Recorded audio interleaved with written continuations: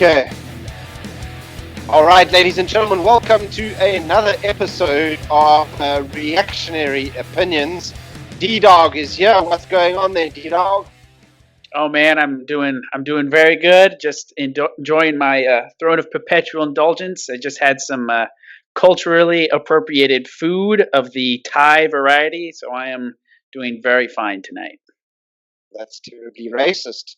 Russell, how are you doing there, brother? Yeah, I've just got back from my club run a couple of hours ago. Sat down and poured myself a Johnny Walker Black label, and now I'm ready for the show. Wow, more racism. Ladies and gentlemen, thank you so much. We have a humdinger of a show for you this evening. More total racism going on in this show.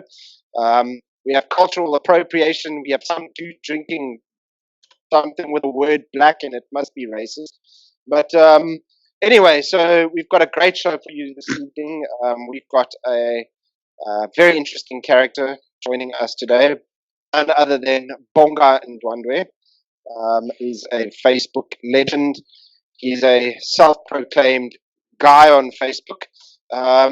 So Bonga, I think, is in my opinion, a very interesting guy because he, says things straight. He's a straight shooter and all of that. But we're going to get into Bonga in just a couple of seconds because I have some really, really cracker memes for everyone this week. The first one is obviously of Jan van Riebeeck arriving in the Cape, greeted by the Khoisan, saying "Gie Enchi," and Dylan, as honorary colored in the group, would find that incredibly funny. Then the other meme, which is hilarious, is a picture of the Clintons' house, and it says, "Storm the Clintons' estate, they can't suicide all of us." Obviously, a play on the whole Epstein fiasco thing. Epstein fiasco, Area 51 combination. It's a real combination meme, that one. That's what it's I like. Memes about within memes. Yeah, exactly. And then the other one is this one made by my own fair hands, which has that SpongeBob like retard dude, and it says the dam's on 80% capacity. I'm sure the DA will lower the cost of water. So well done, guys. Well done there, DA supporters with strong opposition. Yes. Spoiler alert: they won't lower the water fees. Yeah. Spoiler alert. Yeah. Dun, dun, dun. Anyway, it's like that Curb Your Enthusiasm song. Dun, dun, dun, dun, dun, dun, dun, dun, Oh God. Anyway, guys, let's jump right going up the rails. Yeah, I'm going completely off the rails, bro. It's this cold medication and this ginger and lemon tea. It's got me on another level. Anyway, ladies and gentlemen, let's get right into the show. Bonga Ndwandwe, who's going to be talking to us this evening. So, Bonga, why don't you sort of introduce yourself and tell us who you are and why we should even care? Hey everyone. I'm Bonga. I'm a guy on Facebook, and yeah, I shoot straight from the hip. That's it, brother. Bam. That's it. Kabam! So what we're going to be talking about this evening is, I don't know if Bonga shares our same sentiments. We're going to be finding that out this evening. We're going to be talking about specifically the shortcomings of libertarianism from a philosophical perspective, and if we find sort of some common ground with Bonga with regards to that. I want to start off with a question, Bonga, if we can. Do you know if there are any, or what are any sort of good points to libertarianism and some things that they do sort of get right? Well, obviously, libertarians, libertarians, or libertarians do have a point with the economy, you know, and that's about it. That's Yeah. about it. So Oh man. they get the economy right. That's the thing, eh? The free market, eh? Yeah, my free market.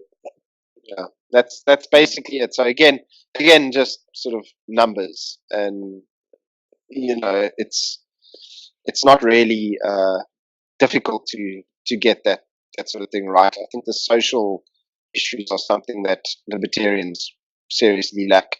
Dylan, Okay. I'm not sure what you meant quite by the question number 2. Do you want to sort of Yeah, elaborate sure. on that? So libertarians, I think, rightly are um, praised and commended for their economic position. And I guess sort of my question is can the economics of that sort of free market system they endorse sort of be uncoupled from libertarianism? Meaning, like, in your mind, is the free market system a distinct thing from libertarianism? Meaning, you could be sort of like a Republican, and I mean that in like a governmental sense, or a federalist, or a confederate, or a monarchist free marketeer, for instance.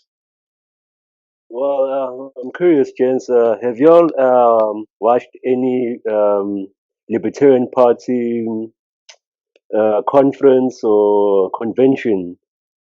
A little bit. It was No, a I must admit, campaign. I haven't. I haven't. No, I haven't I don't ever think I sat down. have. I mean, it's right up there with the democratic socialist without the socialism. Mm. I wonder Yeah. Yeah, why. but Okay. okay, but to answer Dylan's point, I think there is some space to be for pro free market without necessarily being a libertarian or subscribing to a libertarian ideology. I think there is, but where libertarianism gets it wrong is mostly the social sense, you know.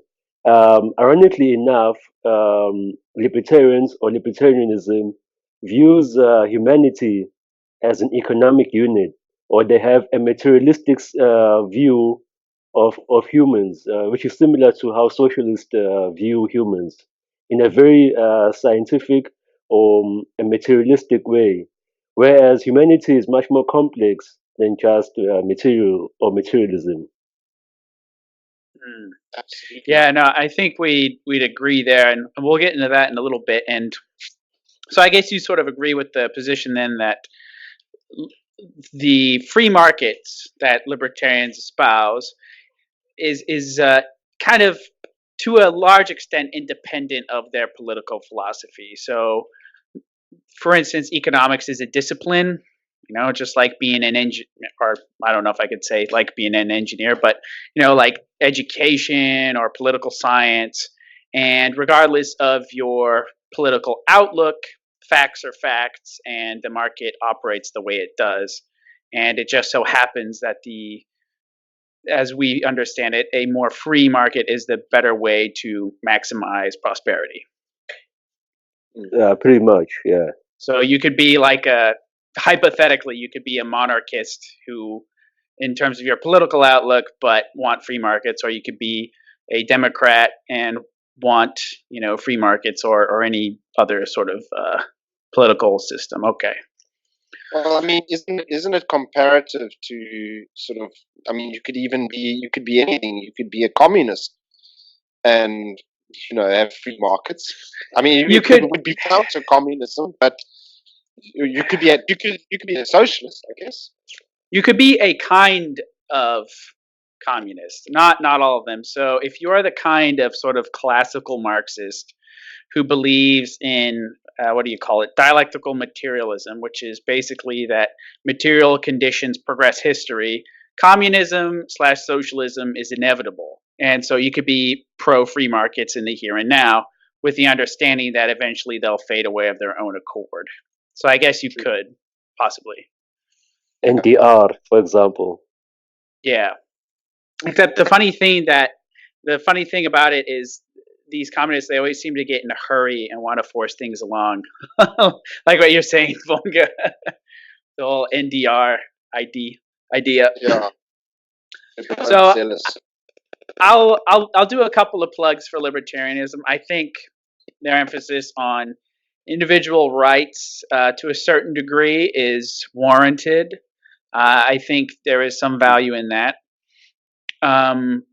But I take issue with the way from which they argue their position. So, as you said, Bonga, the way they tend to view people is in a materialistic framework. And they really think about them largely as economic units. So, input, labor, exit, output, that sort of thing. And, we just need more labor and just get those GDP numbers up, basically. And people don't work like that. And societies don't work like that. And also, they tend to try to base their system on a moral framework without any concept of sort of a transcendental element, whether it's God or anything like that. So they're pretty hamstrung. They're trying to make a moral argument from a materialistic presuppositions, and that's just incoherent to me. So I think Yeah, one of the things I find is that they try to reduce people to thinking that people's decision making. All right, this is where they're very similar to your classical Marxist. Actually, is that philosophical. They believe that people make only material decisions. So that's why they tend to drill everything down just into graphs, GDPs, and that sort of thing, because they think the only decisions in a society that people make are ones based on pure materialism and self-interest, and it's not actually always the case. Yeah. Bonga, are Very you often agreeing not with, the case. with stuff that's saying that's going on over here? Yeah. Also, on a personal level or on a much more humorous level, um, for example, I find that you can't be a libertarian with a high test level or testosterone level. Most libertarians tend to be effeminate. Yeah.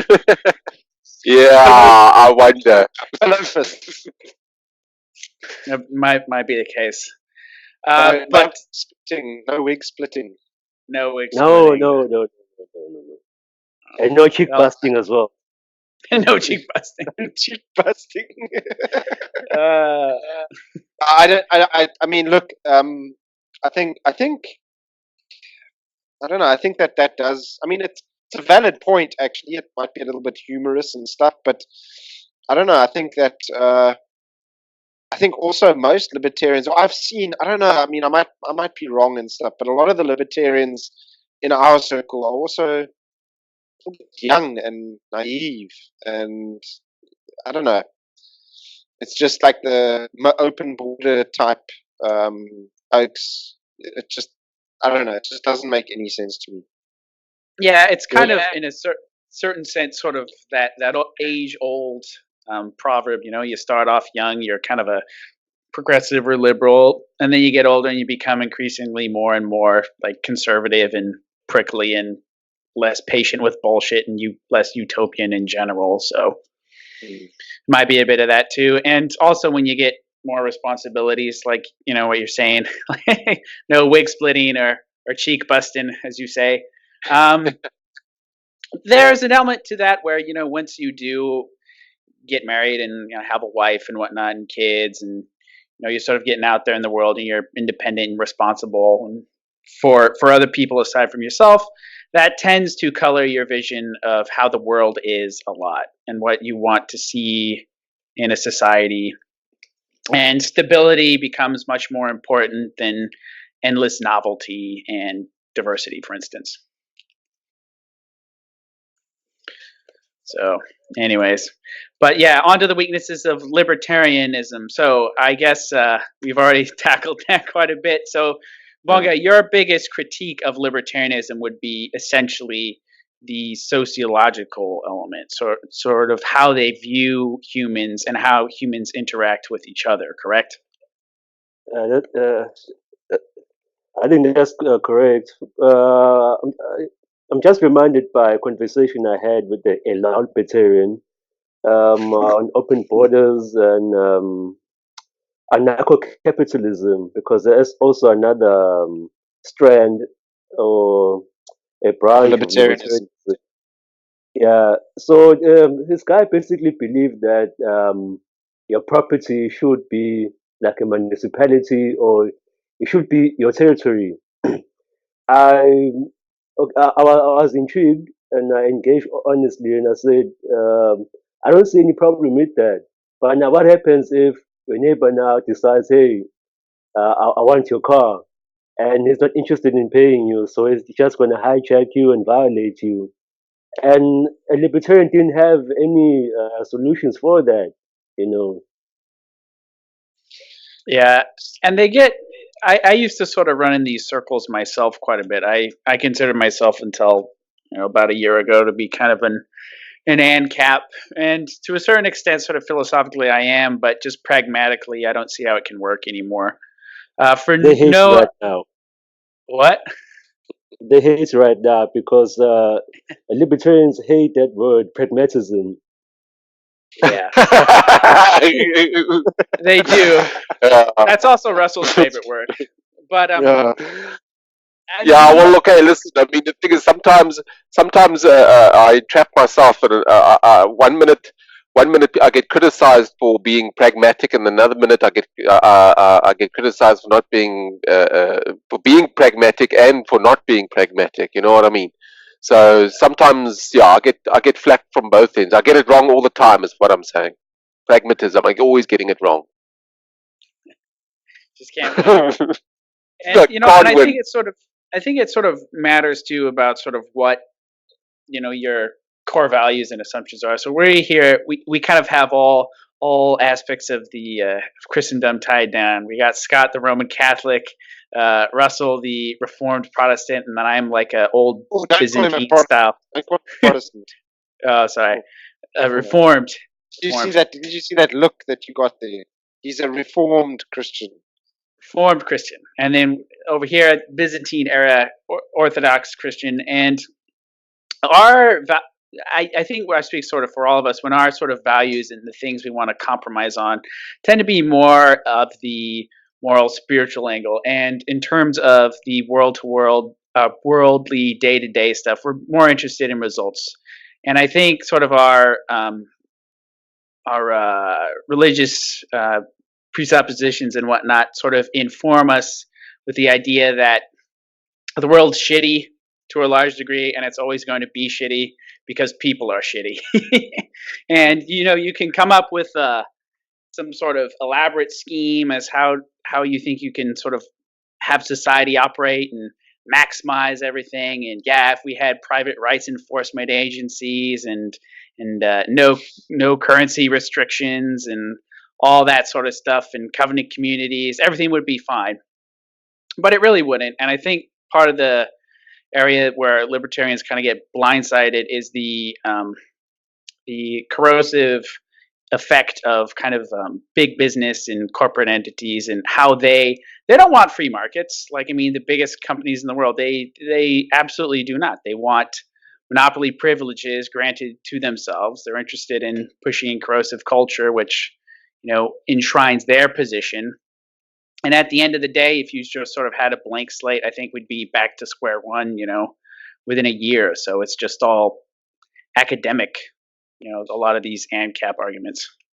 So True. basically, in a nutshell, Bonga, is that we believe that true conservatism is also a part of natural law as well, and it is desperately needed because natural law has and always will exist. And if you just try and replace natural law with with numbers and markets and free markets, open borders, and all that nonsense. It's just going to go full circle. It's going to end up a massive shit show. There's going to be massive amounts of anarchy, and normality will restore itself again. Does that make sense, Bonga? Yeah, it makes sense. It makes sense. But my concern with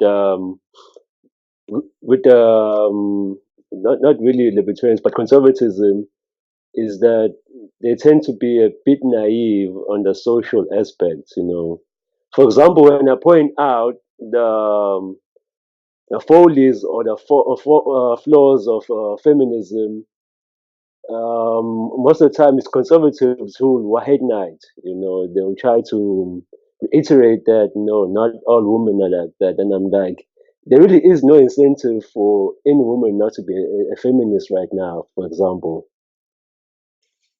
Yeah, Bonga, we also hate conservatives as well. Like movement conservatism, I have nothing but contempt for.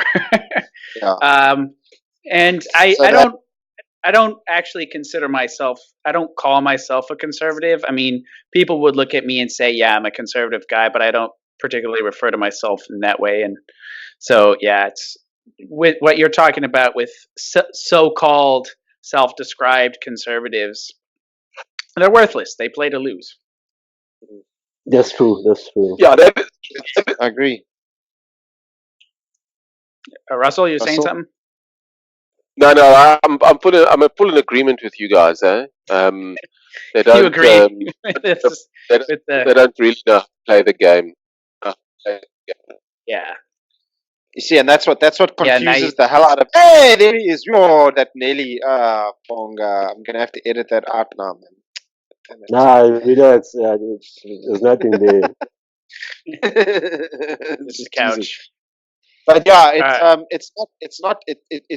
Here's the thing: is it's if people want to understand our stance, and I mean, I get called a conservative all the time because it's the same as what Dylan said.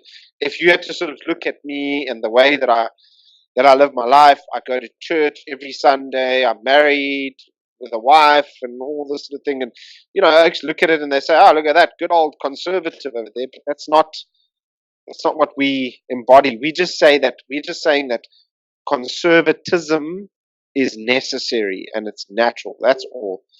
It's everything results. Everything is everything. Help me out here, Russell. What's the word I'm looking for? Everything decays from the moment it comes into existence. Everything, unless met with an opposing force, just about everything is on a path towards decay. So the natural order of things is actually towards decay unless met with an opposing force. And the opposing force can just hold back the decay. But as soon as there's no force, the natural point is towards decay. So it's like what you call entropy. Yeah. Same sort of thing. Yeah, very similar to that. Yeah, it's like political social entropy, essentially. So, Bonga, clearly not a libertarian, I would say. How would you self-describe yourself politically, I guess? Just out of curiosity. Well, this might come shocking, but I was really intrigued by fascism. Check that out. Somebody say fascism? Somebody say fascism. I'm talking about the doctrines of fascism as written by Giovanni Gentili. It's funny you say that, Bonga, because I'm actually reading a book on fascism right now, and we can have a conversation about this maybe later on. Continue. For example, I do believe that morality is very subjective. It can't be objective. Okay, continue. Yeah, but at the same time, you can't use law as a standard of morality because law in general is a very low standard of morality. Right. And as long as you have a state, you're always going to have some elements of fascism in it, where the state controls a lot of activities. But at the same time, the flaws of fascism, as history has taught us, is that It's a very authoritarian form of ideology, almost similar to socialism or Marxism. Mm. Yeah, Yeah, yeah. and I think and That's for how it's taught anyway in the public discourse. yeah, and I guess for everyone, all any potential to use Bonga's term, globaltarians out there who are spurging out right now, normative fascism, which I think what Bonga is talking about, sort of what you'd more encounter in um, Salazar's Portugal or specifically Benito Mussolini's Italy. Normative fascism is a very different phenomenon than Nazism in terms of the way that it enforced itself control of society, even the political structures. In Nazism, you had the Führer. In Italy, you had El Duce, Mussolini at the top. So it was an authoritarian kind of single party state, but they functioned very differently. So National Socialism is not the same thing as fascism. I don't personally endorse fascism, but to sort of equate the two as the same, I think is to make a big category error. No But doubt. anyways, yeah. So, anyways, on to the human aspect. So, humans as units of labor, right? So, Yeah. the libertarian anthropology I maintain is about as bad as a Marxist. And what do I mean by that? And what do I mean by that? So, the Marxists have this materialistic view of humanity. So, you have primitive Marxism, feudalism, capitalism, socialism, communism. And history flows like that in a nice, neat pattern. And as time goes on, workers get class consciousness, and then will naturally arise to overthrow their capitalist oppressors, and then so on and so forth. So basically, the Marxists have the idea that we just need the new socialist man in order for things to work right, and we need to be there to poke and prod and have them develop this class consciousness. The libertarian has a very similar idea of how humans think, in that they can just have them read Atlas Shrugged and everything will be okay. I mean, that's not the case. So, they just need facts and logic, and they need to look at the supply and demand graph and understand economics, and everything will be just fine. Facts don't care about your feelings. Yeah, the facts don't care about your feelings, crowd. So, but feelings care about facts, and they don't they don't recognize that. Yeah, exactly. So, what's your main James. critique? Go ahead, Bonga. James, prior to Trump being president, another year. Hello, hearing some static, Hello? Bonga. Yep. Sorry, say that again? I was saying that prior to the rise of Trump, the libertarian scene were actually mocking workers were losing their jobs to automation, losing their jobs to China. And I found that a bit shocking because those workers who lost their jobs, I mean, those are real humans, That's a humanitarian crisis right there. But now the libertarians and open border crowd were pretty much apathetic to the plight of those workers. And I said Trump would be elected because there's a lot of people who are suffering and they're looking for a way out. So Trump is president and will be president again in 2020.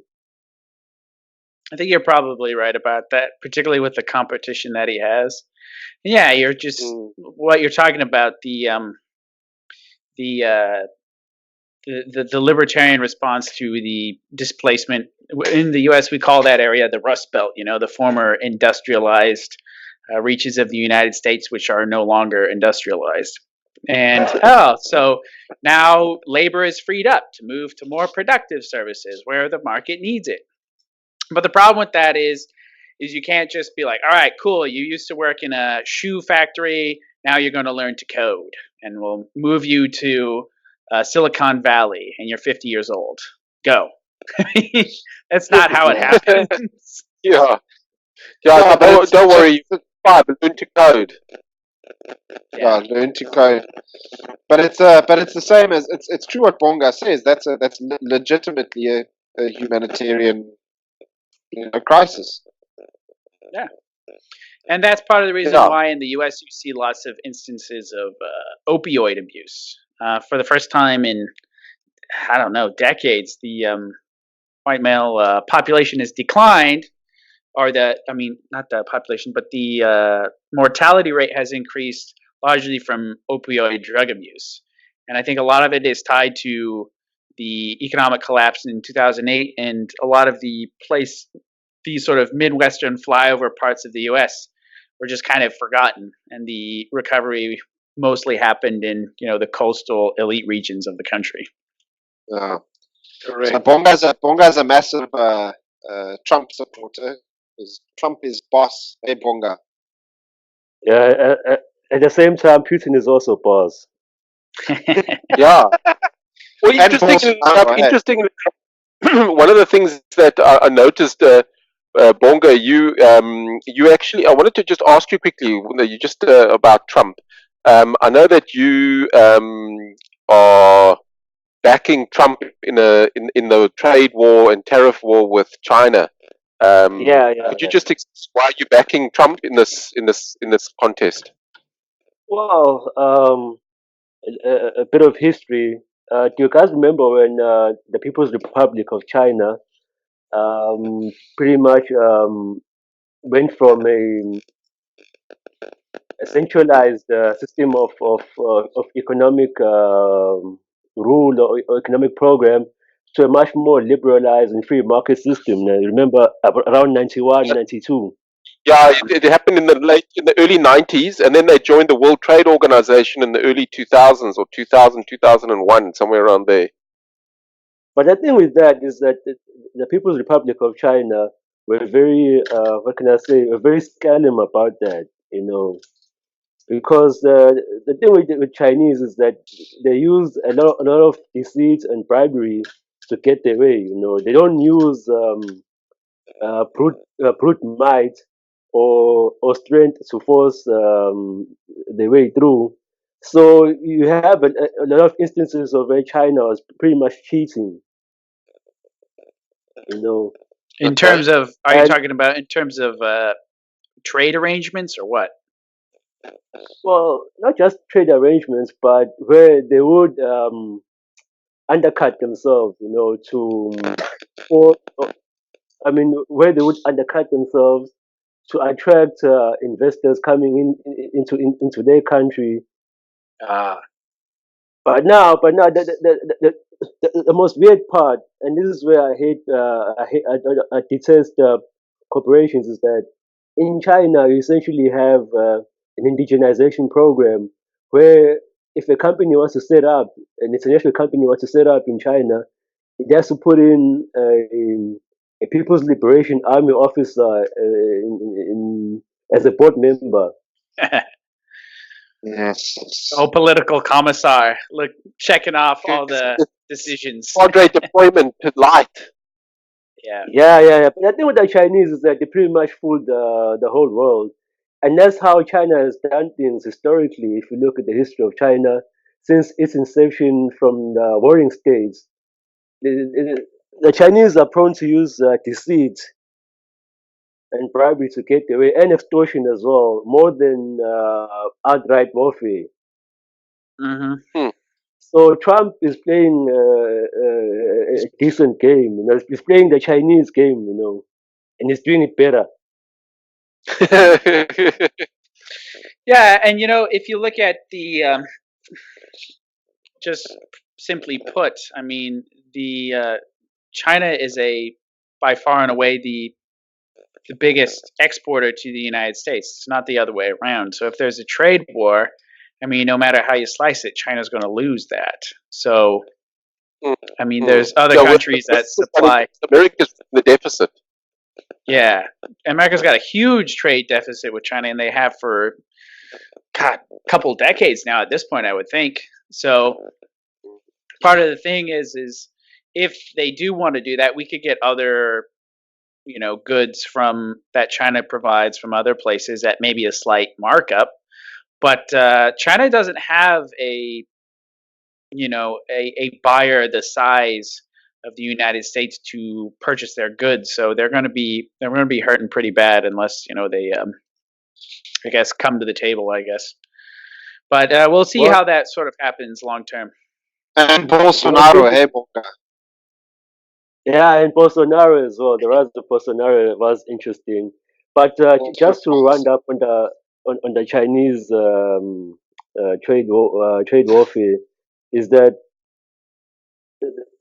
I really hope that the whole world will see China for the warmonger, the cheat. I hope the whole world will see China for the cheat that it is. But now I'm seeing that a lot of non-Presbyterians are coming around now. They are seeing China in its true sense. They're seeing China really in a proper sense, where it's the Chinese Communist Party in charge. Not It's not a liberal democracy there. Yeah, Mm. not exactly negotiating in good faith there. So you take kind of a just sort of talking to you about this a little bit. Sounds like you take a bit more of an economic sort of nationalist approach to things in terms of compared to the typical libertarian response where they'd say, well, they're selling us cheap TVs, so that's good for us. Now we can divert resources into other things. So you take a bit of a different stance to that. Yeah, of course, because as you've mentioned, there is a thing called acting or negotiating in bad faith, and the Chinese have continuously done that, Uh-huh. since the inception. Gotcha. Mm. So not fair dealing. So basically, you need to kind of economically threaten them a little bit in order for them to play nice. Basically, so is that Yeah, kind of your strong. position a little bit? Sort of soft power diplomacy in terms of economics. Yeah. Also, another thing that I appreciate Trump on is that he's one of the few people who understands that the Chinese appreciate or value strength over just appeasement, basic appeasement. Mm. Yeah. No, the whole Trumpian. They don't respect cuck. No, they don't. They don't. They don't. They do that. No, the East Asians, they're a different a different group in terms of how you deal with them. Which I guess leads on to the next point. Speaking of East Asians, Bonga, I have a question. Are people Yeah. and groups interchangeable? Fuck no. Fuck no. Okay. Explain yourself. Well, interestingly, since we've been talking about Marxists, I've noticed a trend now in Marxists where they adopt what I call cultural Marxism, where they view humanity as entirely androgynous and amorphous. You Yeah. know, and sadly, science and facts really don't support that. What I find bizarre, James, I'm a sports fan, and I didn't know this. I hope you guys are keeping tabs on tennis. Um, this chick, William, the actual fact, it was a Williams sisters. They pretty much believed that they could beat any man ranked 200 and above.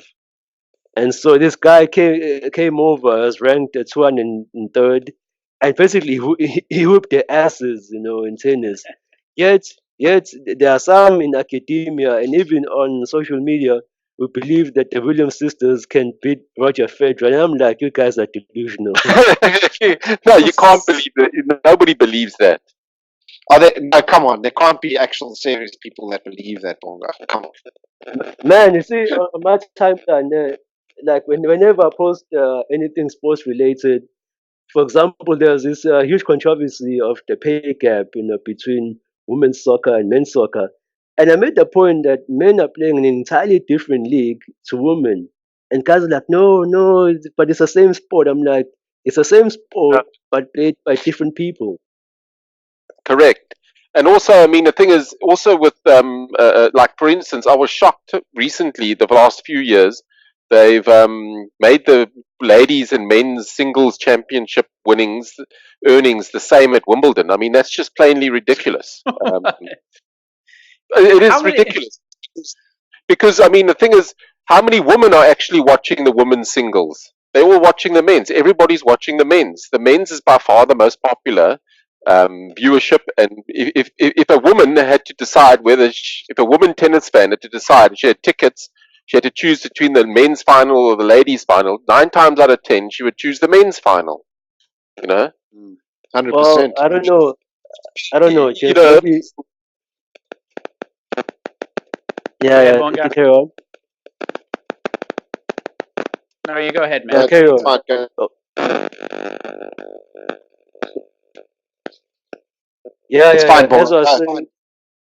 As I was saying, is that I might be a bit of a, or be perceived as being a perv, yeah, but I really do appreciate women's tennis. Really, I do appreciate, especially those short skirts. But anyway, Yeah, on a serious note, I do appreciate all types of sports. As you guys know, I'm a boxing fan, and I think Manny Pacquiao lost to Mayweather. That's a fact.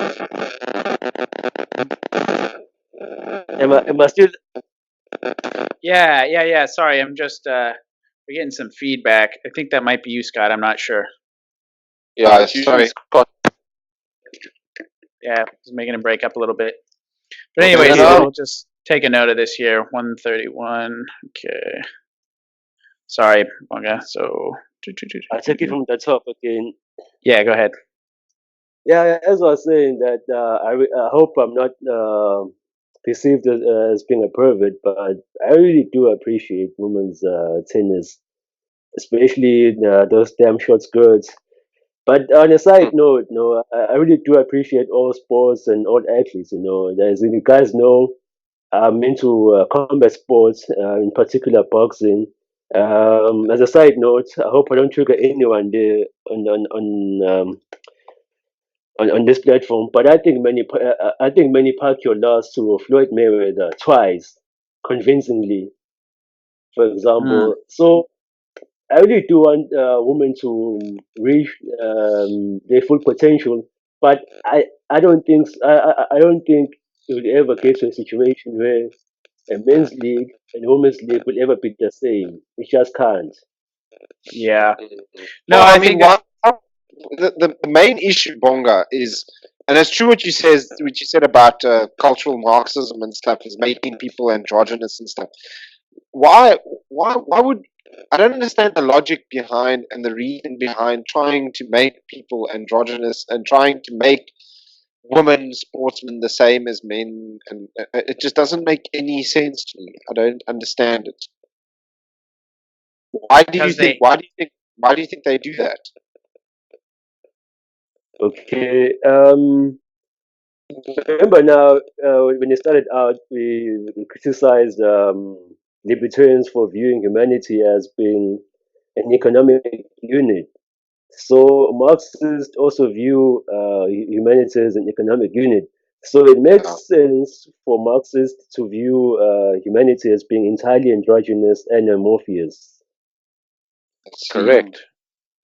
Yeah, makes Well, total sense. and the thing too, if you actually listen to some classical Marxists, they were actually pretty, in terms of social outlook, very, we would call them traditional or even straight up reactionary, if I can use the term in describing their social outlook. For instance, the current Communist Party in Russia, I think about 3 years ago, put forward a bill to ban uh, basically all homosexual activity, I believe. And the reason is their rationale is they considered it to be bourgeois decadence and counter-revolutionary. so, so They'll do anything if for a revolution. Yeah, and this was, and if you, among sort of old school hardcore Marxists, these were very common positions to take because in their mind, they were sort of realists in terms of how to achieve a functioning socialist state, and they had, and this sort of goes to sort of what you're talking about, Bonga, on the conscious debriefing with IQ tests and stuff. So they were very discriminatory in sort of where they place people and who was allowed where and whatnot. You had to perform at a certain academic level to even be allowed in a university, things like that. And so they were very, and they viewed you as a tool of the state. And if you weren't valuable in this area, they would move you to another one and not feel bad about it at all. So, True. and I think Uh, that's sort of how the Chinese view things today, to be honest. True. Dylan, I want to add that I'm sure if guys have noticed that Marxists have now abandoned class consciousness or class analysis in favor of identity politics. Yeah, I think that's part of that's what you're talking about with the your cultural Marxists that you see today, who are much more vocal and visible than your old school Marxists. They're very big on that sort of stuff, and I think a lot of it has to do with trying to sow dissent in society. And I think a lot of them actually buy into their own bullshit to a large degree, because sort of like what you're saying, there's a certain way in which where it kind of makes sense in a twisted way with this Marxist materialist framework, because then they can sort of buy into that, people are interchangeable, we need the new socialist man, it's just a matter of time, and oh, look at that, my pecker doesn't mean anything, it's just kind of there if I think it's there, so yeah, anyways, it's a ridiculous idea, this whole people being interchangeable thing. So this goes on to the next question, and I quote Michael Malice on this one. And he says, "If you say yes, you're a right winger, and if you're a leftist, you will give a garbled speech." So, Bonga, the next question is: are some people better than others? What did I say? Oh, I'm sorry, I didn't hear you, Bonga. Some feedback again from Scott. Okay, it goes without saying. It goes without saying, yeah. So clearly a very vile, elitist, racist here, Bonga Ndwandwe, on our stream. I feel terrible having talking to him. How dare we invite such racists to our show? Yeah, but and I guess that sort of compares how you break down. So there are just many myriad ways in which you're going to have unequal outcomes, and they're not all due to malice by anybody particularly. For instance, the Puerto Ricans in the United States, they make on average significantly less money than Japanese Americans, but the average Puerto Rican is 19 years old, and the average Japanese person is 40, and that right there is going to have a tremendous impact on group outcomes financially speaking. Oh. There's other no things. mistakes about Yeah, and there's other things too, like your favorite topic, Bonga, like IQ, for instance. That will also have another an impact on outcomes. That's true. Yeah. It's a big equality myth, right? Yeah. That humans are all just equal. We're just one. We're all the same. It just doesn't make sense. Bonga? Yeah. I mean, I think that's one of the things that I thought was self-evident. That we can't all be the same. But apparently, on my timeline, I've seen posts where there have been attempts to downplay any differences in people, and I wonder to what end, because remember there was a time where we talked about we talked about diversity or multiculturalism. Do you remember that time? Was this on Facebook or somewhere? Yeah, I'm just saying in general, there was a time where we were talking about diversity and Oh, multiculturalism. oh yeah, Yeah, yeah. That so was kind of a big thing about 5 years ago.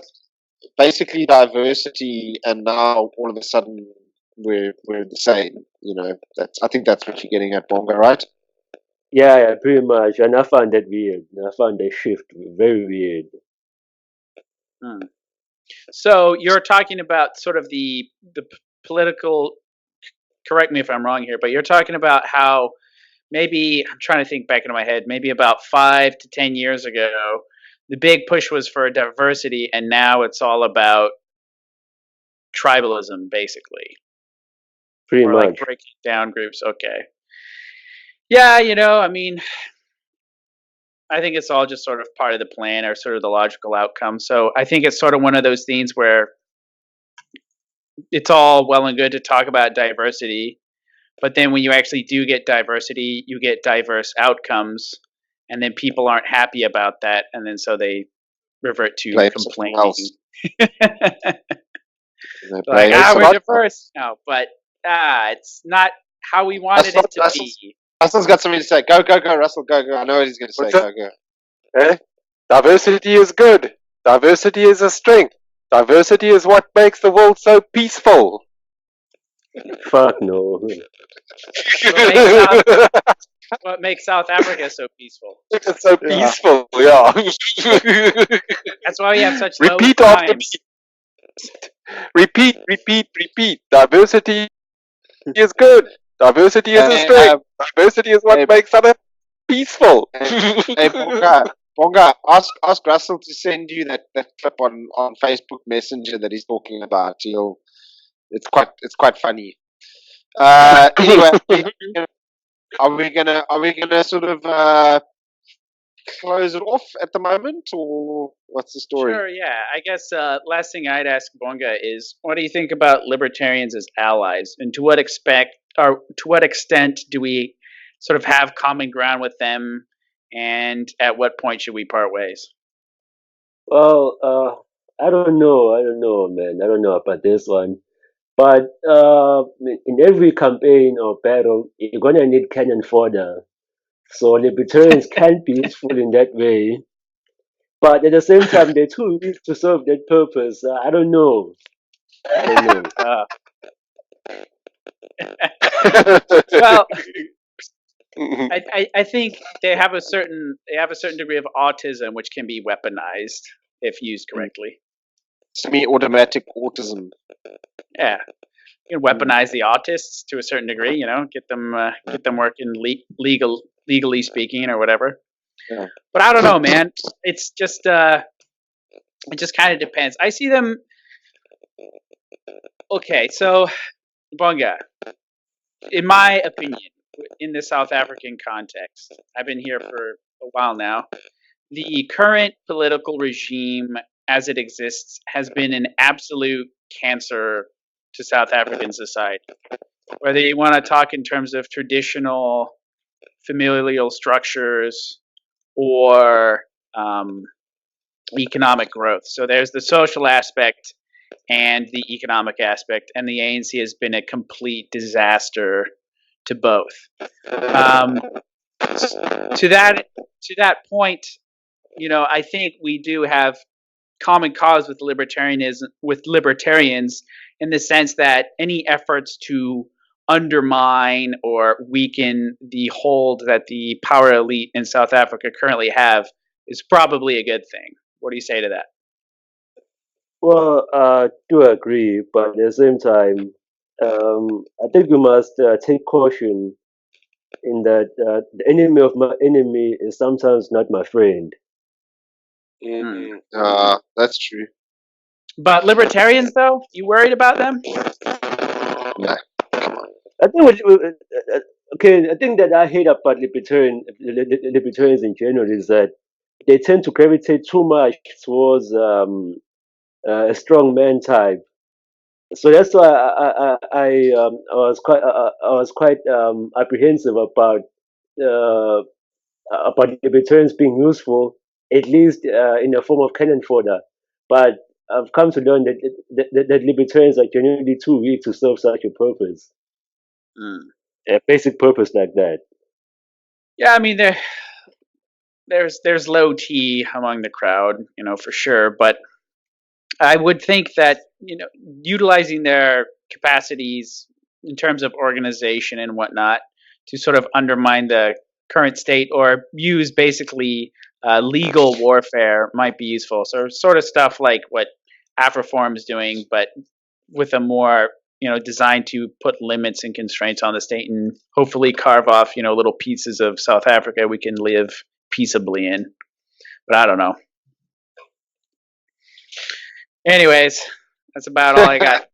What you got, Russell? Russell, you got anything to ask Bonga before we close off? No, I'd just like to thank for bringing these refreshing sort of views.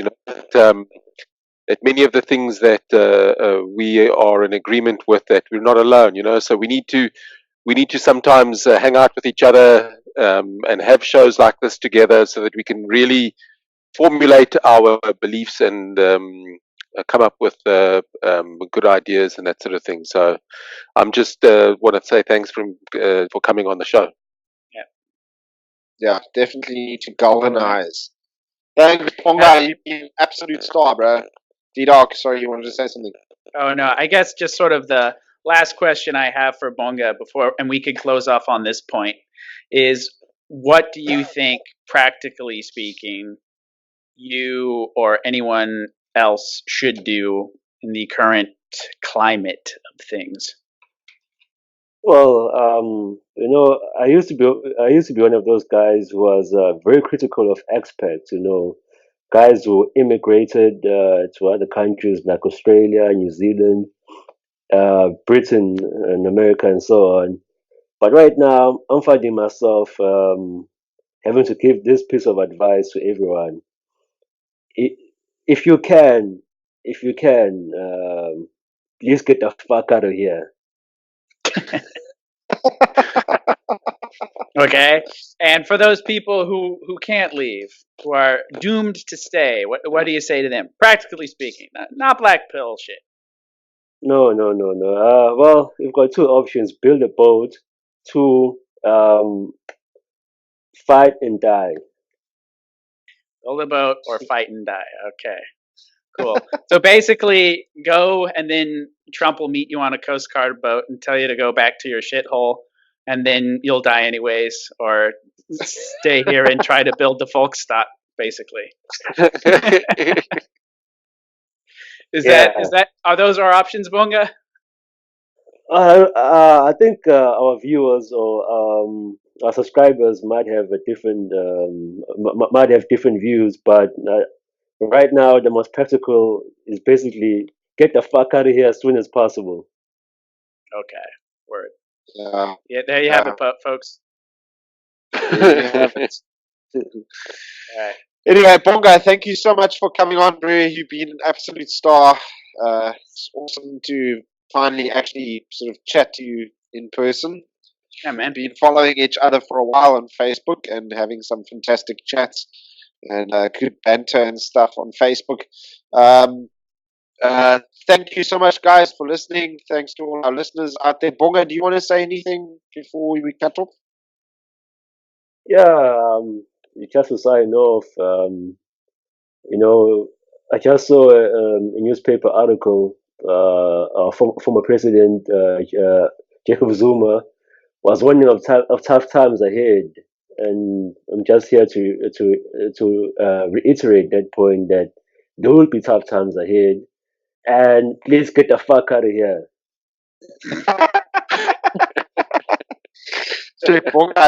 Bonga ain't taking no prisoners tonight, bro. Bonga what? Ain't nobody got time for that. Bonga's in a. You just need a Bonga's going to be the one who makes the underground railroad to Botswana.